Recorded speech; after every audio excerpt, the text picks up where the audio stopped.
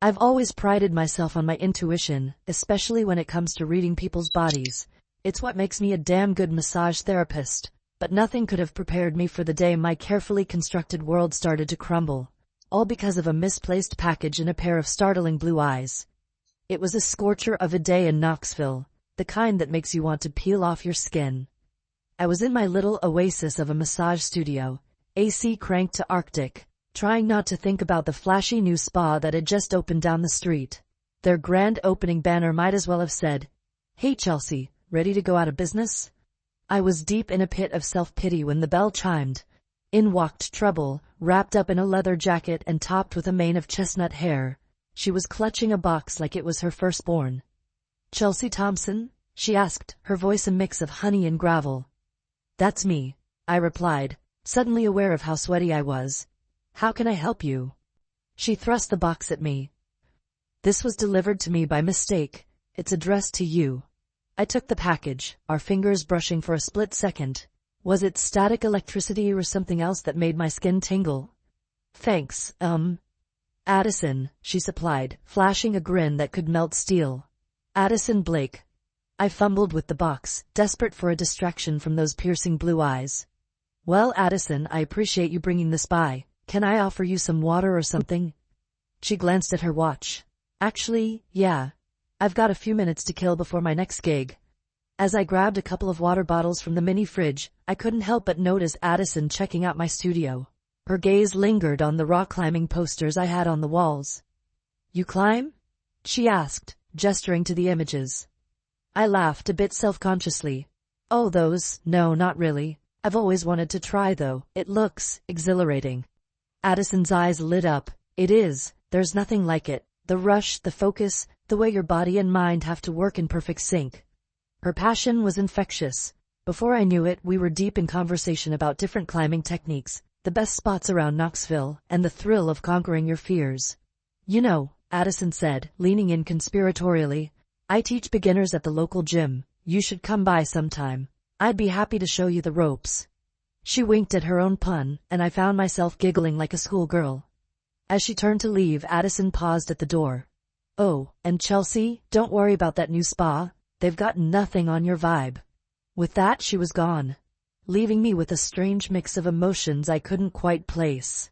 I opened the package, finding the essential oils I'd ordered, but my mind was elsewhere. On blue eyes, chestnut hair, and the inexplicable urge to scale a vertical wall. That night, as I lay in bed, I couldn't shake the image of Addison's smile. I told myself it was just admiration for her confidence, her ease in her own skin. But deep down, a voice whispered that it might be something more. I pushed the thought aside.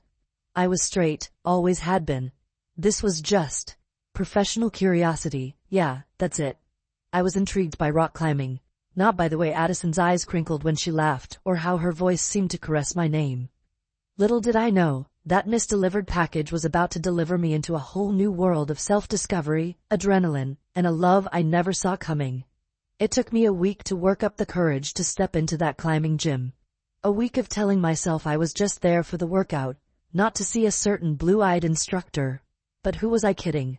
The moment I walked in and saw Addison chalking up her hands, my heart did a little freestyle climb of its own. "Well, well," she said, spotting me. "Look who finally decided to reach new heights." I rolled my eyes but couldn't help smiling. "That was terrible.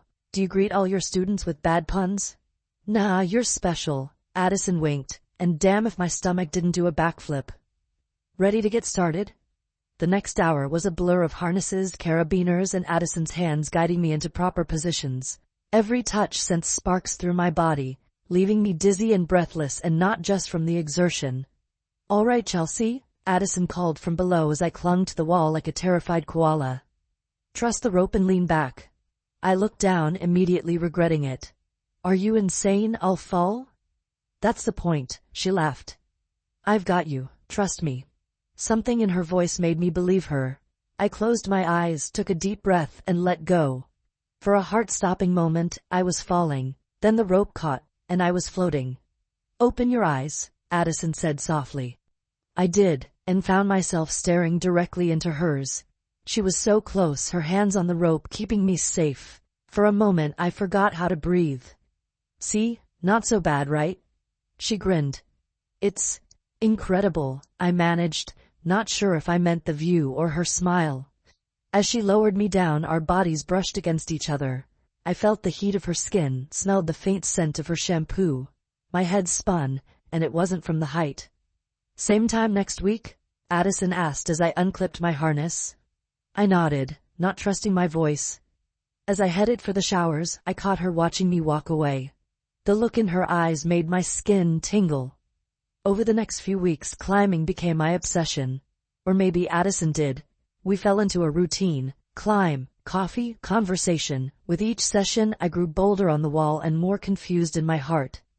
One day, after a particularly challenging route, we collapsed onto a bench, laughing and high on adrenaline. "You're a natural," Addison said, her eyes sparkling. "You should join us for an advanced expedition next month." Advanced? I scoffed. "I can barely make it up the kiddie wall." "Don't sell yourself short," she said, her hand resting on my arm. "You've got talent and guts."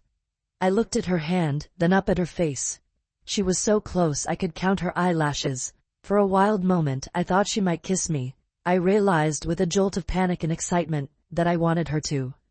The spell broke when someone dropped a water bottle nearby. Addison pulled back, clearing her throat. "Think about it, okay?" she said, standing up. "The expedition, I mean." I nodded, my mind reeling. As I watched her walk away, I knew I was in trouble. This wasn't just admiration or friendship. This was something else entirely. That night I called my best friend Sarah. "I think I'm losing my mind," I blurted out as soon as she answered. "Hello to you too, sunshine," Sarah laughed. "What's going on?" I took a deep breath. I think I might have feelings for a woman." There was a pause, then Sarah said gently, "Is this about your hot climbing instructor?" "How did you—" "Chelsea, honey, you haven't shut up about her for weeks. I was wondering when you'd figure it out." I groaned, burying my face in a pillow. "What am I supposed to do?" "Well," Sarah said, "you could start by being honest with yourself. It's okay to feel this way, you know." "But I'm not. I've never—" "Labels don't matter," Sarah cut in. "What matters is how you feel. Does she make you happy?" I thought about Addison's laugh, the way she believed in me, how safe I felt with her. "Yeah," I whispered, "she really does." "Then that's all you need to know for now," Sarah said. "The rest will work itself out." As I hung up, I felt a weight lift off my chest. I didn't have all the answers, but at least I was asking the right questions now. I texted Addison before I could lose my nerve. "Count me in for that expedition." Her reply came almost instantly. "Knew you had it in you. Can't wait." I fell asleep that night with a smile on my face, dreaming of blue eyes and new heights to conquer, both on and off the climbing wall. The day Addison walked into my massage studio, I nearly dropped the bottle of lavender oil I was holding. She sauntered in like she owned the place, all confidence and curves. "So, this is where the magic happens," she said, eyeing the dim lighting and soft music. I swallowed hard. Yeah, what brings you here?" She stretched, her shirt riding up to reveal a strip of toned stomach. "Training for the expedition is kicking my ass. Thought I'd treat myself to some professional care." My mouth went dry. "Right, of course, just give me a minute to set up." As I prepped the room, my mind raced. I'd touched countless bodies, but the thought of putting my hands on Addison made my palms sweat. "All set," I called, my voice embarrassingly squeaky. Addison emerged from the changing area in just a towel, and I nearly swallowed my tongue. She hopped onto the table with a grin. "Be gentle with me, yeah?" I took a deep breath, centering myself. This was just another client, just another body. Right. The moment my hands touched her back, I knew I was in trouble. Her skin was warm, soft, and I could feel the strength in her muscles. I worked my way across her shoulders, trying to stay professional. "God, Chelsea," Addison moaned. "Your hands are amazing." I bit my lip, willing my racing heart to slow down. As I moved lower, I noticed a long scar on her side. "Climbing accident," Addison murmured, sensing my pause. "Reminder to always check your gear." I traced the scar gently. "Must have been scary." "Terrifying," she admitted. but it taught me a lot about trust and vulnerability. Our eyes met in the mirror, and for a moment the air felt charged with possibility.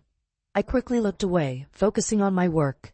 As the session went on, the lines between professional and personal blurred. Every sigh from Addison sent shivers down my spine.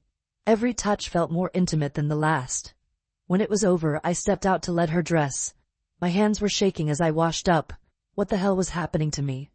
Addison emerged looking relaxed and radiant. That was incredible. I feel like a new woman. Glad I could help, I managed, trying not to stare at the way her clothes hugged her body. She moved closer, her voice low. Maybe next time, I can return the favor. Before I could process that loaded statement, a crack of thunder made us both jump. Rain started pelting the windows. Damn, Addison said, peering outside. Looks like we're stuck here for a bit. My heart raced at the thought of being trapped with her. Have some tea if you'd like to wait it out. We settled onto the small couch in my office, the storm raging outside. Addison's knee brushed against mine, sending sparks through my body. So, she said, sipping her tea, ready for the expedition next week? I nodded, grateful for the distraction. Nervous but excited. Thanks for pushing me to do it. You're stronger than you give yourself credit for, Addison said softly. Her hand found mine, squeezing gently. I've seen it. I looked up, meeting her intense gaze. The air between us felt electric. She leaned in slightly, and I found myself mirroring her movement. Another clap of thunder broke the moment. I jumped back, nearly spilling my tea. Addison chuckled, but I caught a flash of disappointment in her eyes. Mother Nature's got some timing, huh? I laughed nervously, my heart pounding. Yeah, she's a real comedian. We spent the next hour talking about everything and nothing. Addison told me about her photography, her eyes lighting up as she described capturing the perfect shot. I shared stories about my quirkiest clients, making her laugh until she clutched her sides. As the storm quieted, I felt a mix of relief and regret. Part of me wanted to stay in this bubble forever, where possibilities seemed endless. Looks like it's clearing up, Addison said, standing. I should head out. At the door she turned to me. Chelsea, I'm really glad you're coming on this expedition. Me too, I said softly. She hesitated, then leaned in and kissed my cheek. It was quick, innocent even, but it left my skin burning. See you next week, she whispered, then slipped out into the damp night. I stood there touching my cheek, feeling like my whole world had shifted on its axis. The memory of her lips, so close to mine, haunted me. That night, I tossed and turned, replaying every moment. The way she looked on my massage table, vulnerable yet strong. The almost kiss on the couch. The final peck on the cheek that felt like a promise of more. As dawn broke, I made a decision. On this expedition, I wouldn't just be pushing my physical limits. I was ready to explore this new, thrilling, terrifying attraction. Whatever happened on that mountain, I knew one thing for sure. I was falling, and Addison Blake was the one holding the rope. The week leading up to the expedition was a blur of preparation and anticipation. Addison insisted on extra training sessions, claiming it was for my safety, but the way her hands lingered when adjusting my harness told a different story. You're a natural, she'd whisper, her breath hot against my ear as I scaled increasingly difficult routes. Each compliment sent shivers down my spine, making me grip the wall tighter. The night before our departure, I lay awake, my mind racing. Was I really ready for this? Not just the climb, but whatever was brewing between Addison and me. The thought of backing out crossed my mind, but then I remembered the disappointment in her eyes during the thunderstorm. I couldn't let her down. I couldn't let myself down. Dawn broke, and I found myself in a van full of strangers, all except for Addison. She sat next to me, our thighs touching, sending jolts of electricity through my body with every bump in the road. Nervous? She asked, her blue eyes twinkling with excitement. I nodded, not trusting my voice. She squeezed my hand, and suddenly the nerves melted away. With Addison by my side, I felt invincible. The base of the mountain loomed before us, a challenge and a promise. As we geared up, Addison pulled me aside. Remember, she said, her voice low and intense. Trust your instincts, trust me. We're in this together. I swallowed hard, nodding. The double meaning in her words wasn't lost on me. The climb started easy enough. I fell into a rhythm, focusing on my breathing and the steady movement of my limbs. Addison stayed close, offering encouragement and the occasional steadying hand. By midday, the terrain had become more challenging. Sweat dripped down my back, my muscles screaming in protest. But with each obstacle overcome, I felt a surge of pride and exhilaration. We stopped for a water break on a narrow ledge. As I gulped from my bottle, I caught Addison watching me, her gaze intense.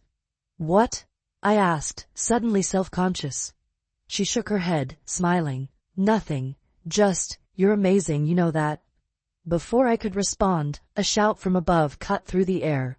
One of our team members had slipped, dangling precariously from his rope. Addison sprang into action, her training kicking in. I watched in awe as she coordinated the rescue, her voice calm and authoritative. In minutes, the climber was safe, shaken but unharmed. As the group huddled together, processing what had happened, Addison pulled me close. "You okay?" she murmured, her hand on the small of my back. I nodded, breathless from the adrenaline and her proximity. "That was incredible. You were incredible." She smiled, a mix of pride and something softer in her eyes. For a moment I thought she might kiss me right there, in front of everyone. But then our guide called for us to move out, and the moment passed. The rest of the day was grueling. By the time we reached our campsite, every muscle in my body ached. As we set up tents, Addison kept shooting me concerned glances. "You sure you're all right?" she asked as I winced, stretching my sore arms. "Just not used to this much exertion," I admitted. Her eyes glinted mischievously. "Well, I know a thing or two about working out knots. How about a massage? Turnabout's fair play after all." My heart raced at the thought of her hands on me. Yeah, okay." We retreated to my tent, the small space suddenly feeling very intimate. Addison gestured for me to lie down, and I complied, my body thrumming with anticipation. The moment her hands touched my shoulders, I had to bite back a moan. Her touch was firm yet gentle, finding every knot and tension point with expert precision. "God, you're tight," she murmured, working a particularly stubborn spot. I chuckled nervously. "That's what happens when you push a desk jockey up a mountain." She leaned in close, her lips brushing my ear. "You're doing amazing. I'm so proud of you." I turned my head, meeting her gaze. The intensity in her eyes took my breath away. We were so close I could count her eyelashes. Time seemed to stand still as we hovered on the edge of something monumental. A loud laugh from outside the tent shattered the moment. Addison pulled back, clearing her throat. "Feel better?" she asked, her voice husky. I nodded, not trusting myself to speak. As she slipped out of the tent, I buried my face in my sleeping bag, my body humming with unfulfilled desire. That night, as the temperature dropped, I lay awake, replaying every touch, every loaded glance. What was holding us back? Fear? Uncertainty? The vague notion of professional boundaries that seemed increasingly irrelevant with each passing day? I must have dozed off eventually because I woke to Addison gently shaking me. "Rise and shine, sleeping beauty," she grinned. "We've got a summit to conquer." As I emerged from my tent, I was struck by the beauty around us. The sun was just peeking over the horizon, painting the sky in brilliant pinks and oranges. Addison stood silhouetted against the dawn, looking like some kind of mountain goddess. "Ready for the final push?" she asked, offering me a steaming cup of coffee. I took a deep breath, feeling the crisp mountain air fill my lungs. Ready as I'll ever be. As we started our ascent, I felt a new determination coursing through me. I wasn't just climbing a mountain today. I was scaling the walls I'd built around my heart, reaching for something I never knew I wanted. With each step, each handhold, I felt myself getting closer, to the summit, to Addison, to a version of myself I was only just discovering. Whatever waited for us at the top, I knew one thing for certain, there was no going back now. The only way was up. The final ascent was brutal. Every muscle screamed, every breath burned in my lungs. But Addison's encouragement kept me going. Her voice was my lifeline, guiding me up the unforgiving face of the mountain. "You're doing great, Chelsea," she called from above, just a little further. I gritted my teeth, pushing through the pain. The summit seemed impossibly far. A cruel mirage always just out of reach. Then, disaster struck. A loose rock, a moment of distraction. My foot slipped, and suddenly I was falling. The world spun around me as I plummeted, my heart in my throat. "Chelsea?" Addison's scream pierced the air. The safety rope snapped taut, jolting me to a stop. I dangled there gasping, my life literally hanging by a thread. "Hold on." Addison's voice was frantic. "I'm coming down to you." I closed my eyes, trying to control my panic. Seconds felt like hours as I swayed in the wind, acutely aware of the deadly drop below me. Then, Addison was there. Her strong arms wrapped around me, steadying me. "I've got you," she murmured, her voice shaky. "You're safe. I've got you." As the initial shock wore off, I became acutely aware of how close we were. Her body was pressed against mine, her breath warm on my cheek. Despite the terror of the moment, my heart raced for an entirely different reason. "Can you climb?" she asked, pulling back slightly to look at me. I nodded, not trusting my voice. With Addison's guidance, we slowly made our way back to a stable ledge. The rest of the group had stopped, watching our progress with bated breath. Once on solid ground, Addison didn't let go. If anything, she held me tighter. "Damn it, Chelsea," she whispered, her voice thick with emotion. "You scared the shit out of me."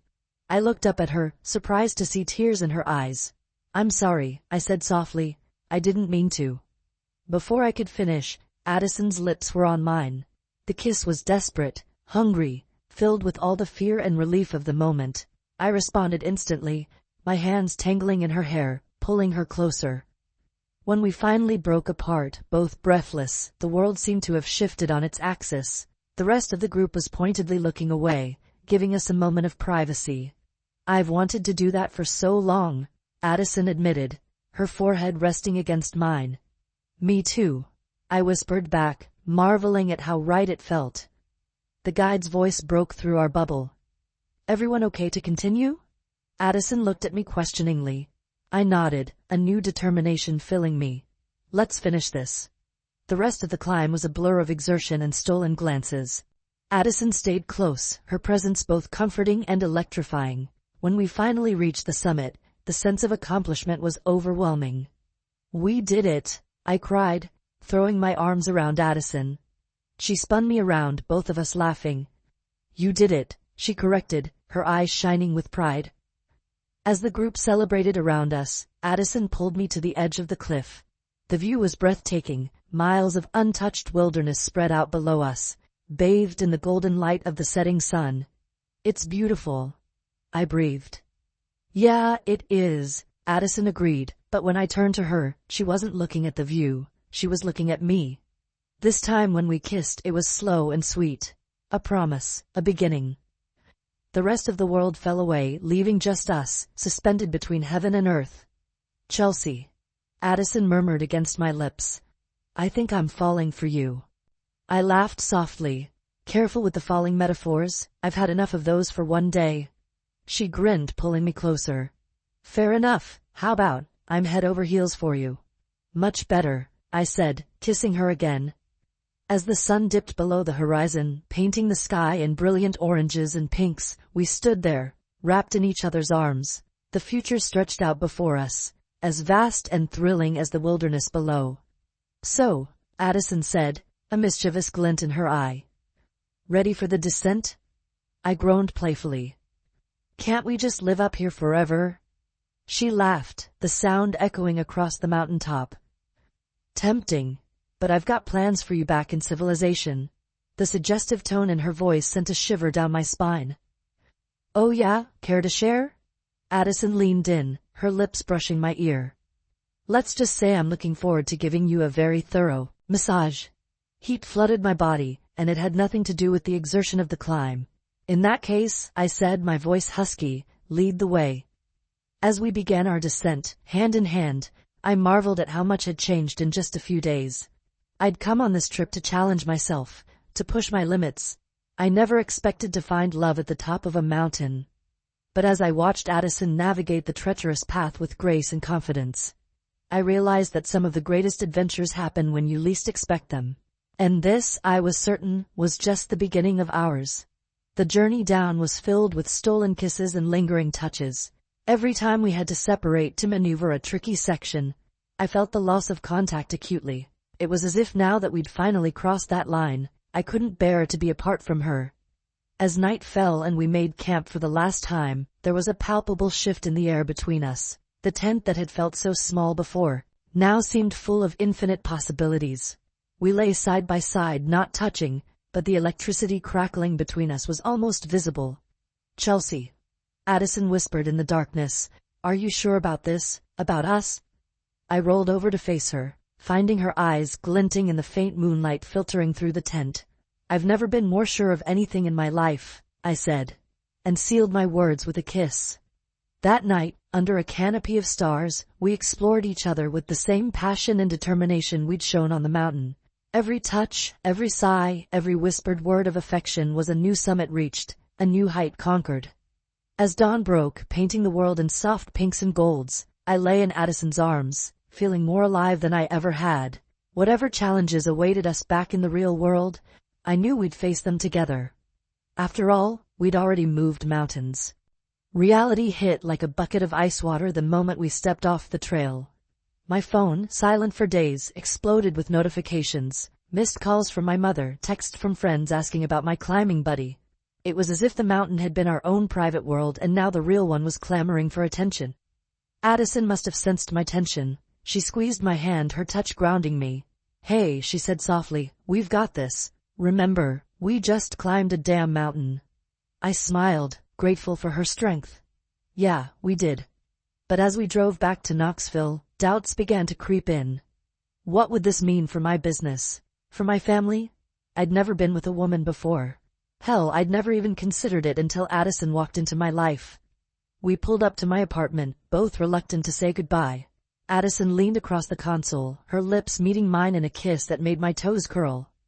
"Call me later," she murmured. I nodded, not trusting my voice. As I watched her drive away, I felt like I was standing on the edge of a cliff again, exhilarated and terrified all at once.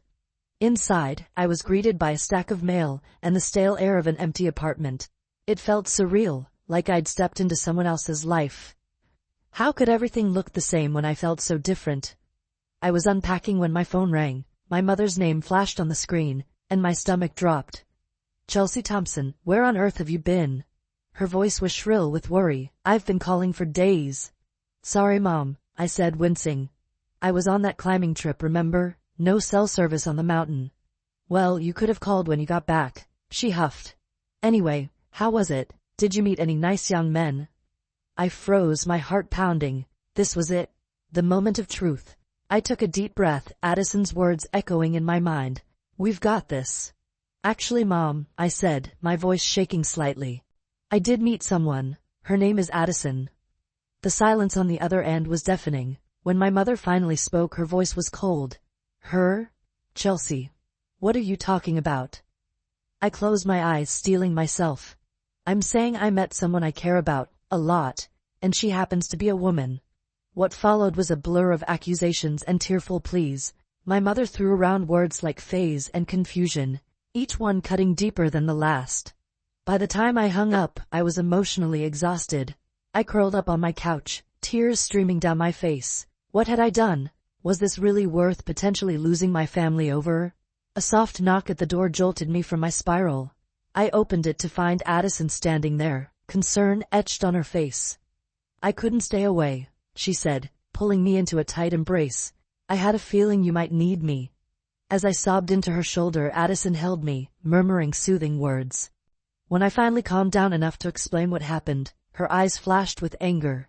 "Chelsea, listen to me," she said, cupping my face in her hands. "You are incredible, brave and strong. If your family can't see that, it's their loss.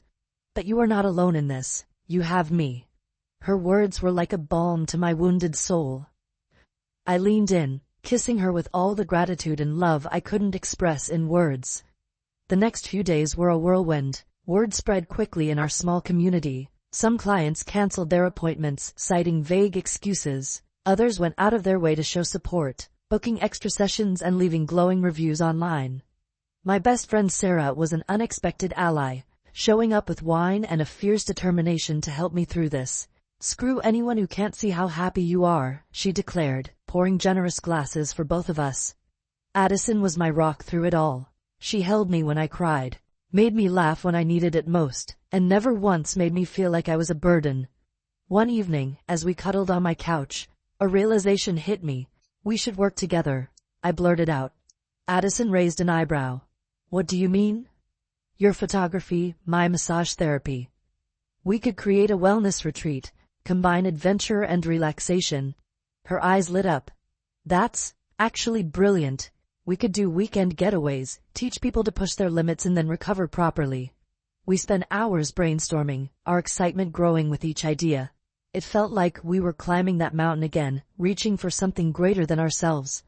As dawn broke, casting a soft glow over Addison's sleeping face, I felt a profound sense of peace.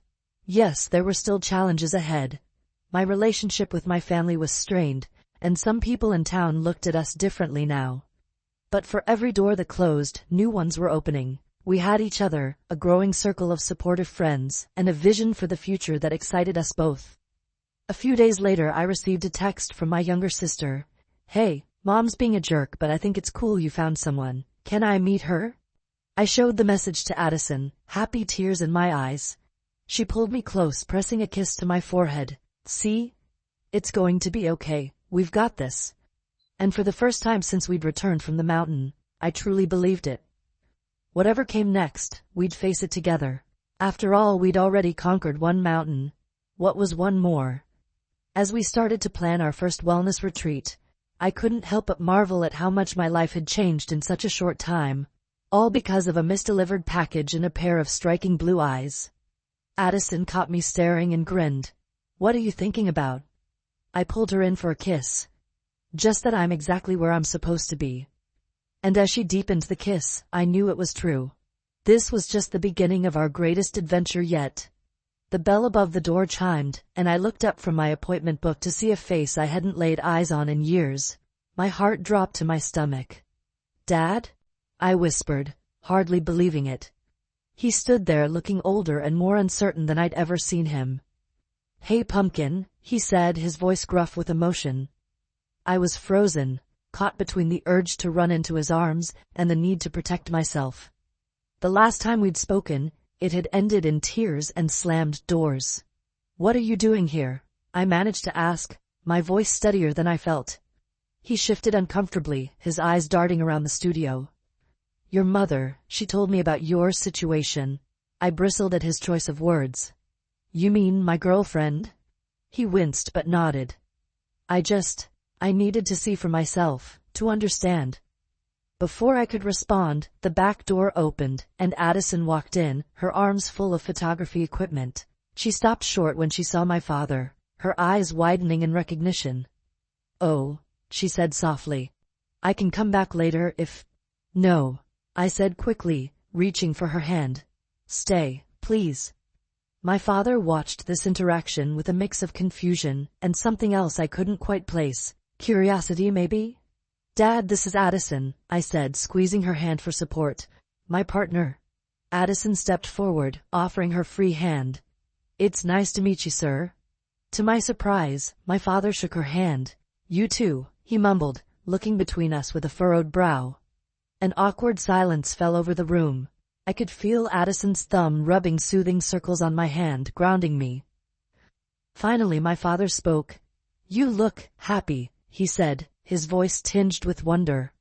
I blinked back tears. I am, Dad, really happy. He nodded as if confirming something to himself. Your mother, she doesn't understand.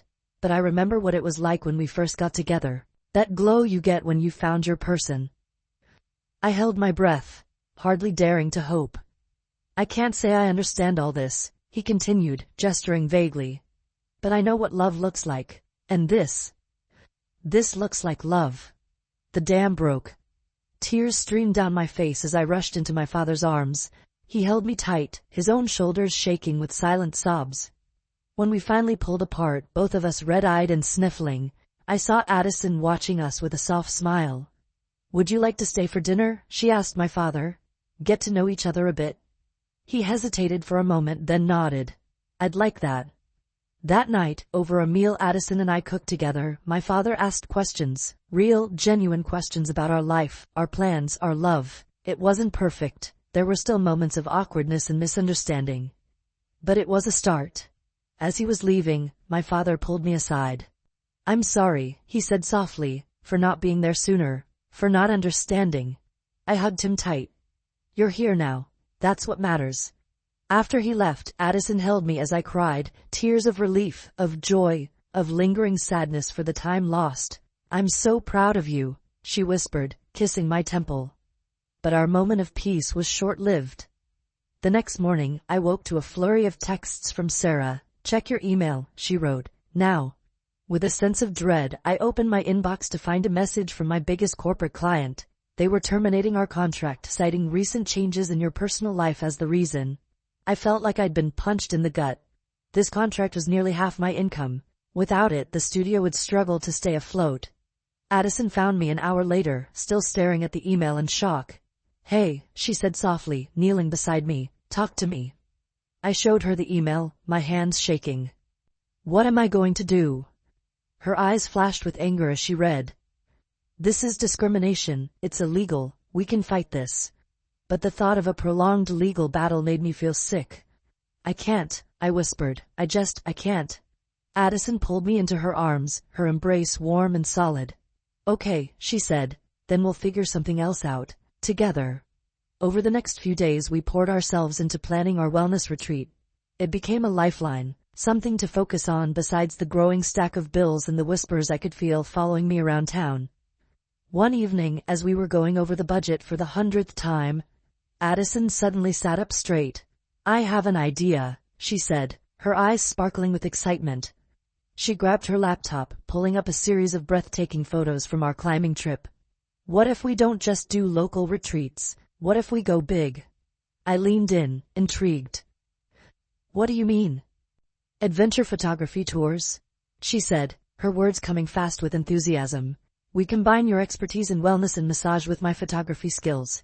We take people to amazing locations, teach them to push their limits, capture incredible moments, and then help them recover and reflect." The more she talked, the more excited I became. This wasn't just a way to salvage my business, it was a chance to create something entirely new, something that was uniquely ours.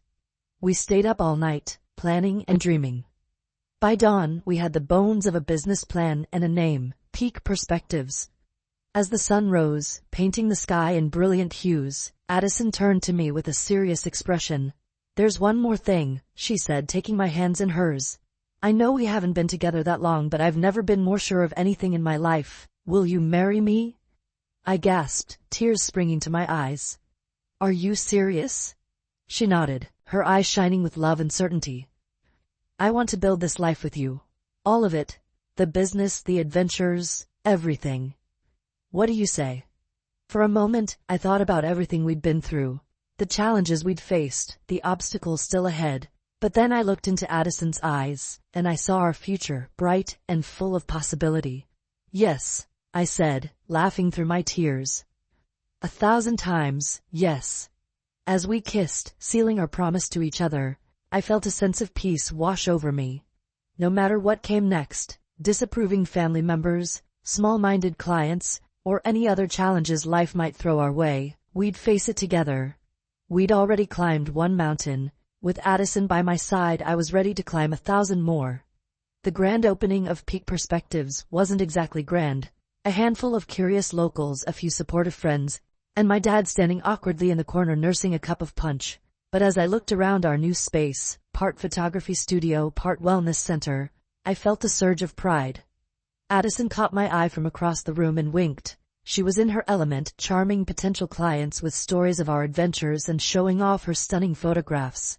I watched as she expertly guided a middle-aged couple through a virtual tour of our upcoming retreat in the Rockies. "You've got quite a woman there," my dad said, suddenly beside me. I smiled, my engagement ring catching the light. "Yeah, I really do." He cleared his throat. "Your mother, she's coming around, slowly." She asked to see some of Addison's photos. My heart leapt. It wasn't forgiveness, not yet, but it was a start. As the evening wound down, Addison and I found ourselves alone in our new space. She pulled me close, her arms wrapping around my waist. "We did it," she murmured, her lips brushing my ear. I leaned into her embrace, feeling a mix of exhaustion and exhilaration. "We've still got a long way to go." She chuckled. "Always the pragmatist. Can't we just enjoy this moment?" I was about to respond when a sharp knock at the door interrupted us. Frowning, I went to answer it. A woman stood there, her face vaguely familiar. It took me a moment to place her. She was Addison's ex, the one who had caused a stir months ago. "Can I help you?" I asked, trying to keep my voice neutral. She pushed past me, her eyes scanning the room until they landed on Addison. "So, this is where you've been hiding?" Addison's face had gone pale. "Megan, what are you doing here?" I looked between them, feeling like I was missing something crucial. Megan laughed bitterly. "Oh, you didn't tell her, did you?" "Of course not. You never could face the truth, could you, Addie?" "Tell me what?" I asked, my voice sounding distant to my own ears. Addison reached for me, but I stepped back. "Chelsea, I can explain." "Explain what?" Megan cut in. "That you're still married, that you abandoned our daughter." The world seemed to tilt on its axis. I gripped the edge of a nearby table for support. "Married, daughter? What is she talking about, Addison?" Addison's eyes were filled with tears. "It's complicated. I was going to tell you, I swear, I didn't know how." Megan scoffed. "Let me make it simple for you. Your fiancée here is still legally my wife. And we have a 5-year-old daughter she hasn't seen in over a year." I felt like I was going to be sick. All this time, all these months of building a life together, and Addison had been hiding this? "Get out," I whispered. "Chelsea, please," Addison pleaded. "Let me explain." But I couldn't bear to look at her. "Both of you, get out, now." As the door closed behind them, I sank to the floor, my mind reeling. How could I have been so blind, so naive? The next few weeks passed in a blur. I threw myself into work, pouring all my energy into peak perspectives. If I kept moving, kept planning, I wouldn't have to think about the gaping hole in my chest where my heart used to be. Sarah tried to get me to talk about it, but I shut her down. My dad left concerned voicemails I couldn't bring myself to return. Even my mother reached out, her awkward attempts at comfort only making me feel worse. I was in the middle of editing a promotional video when my phone buzzed with a text from an unknown number. It was a photo of a little girl with Addison's eyes and smile, holding a crayon drawing of 2 stick figures climbing a mountain.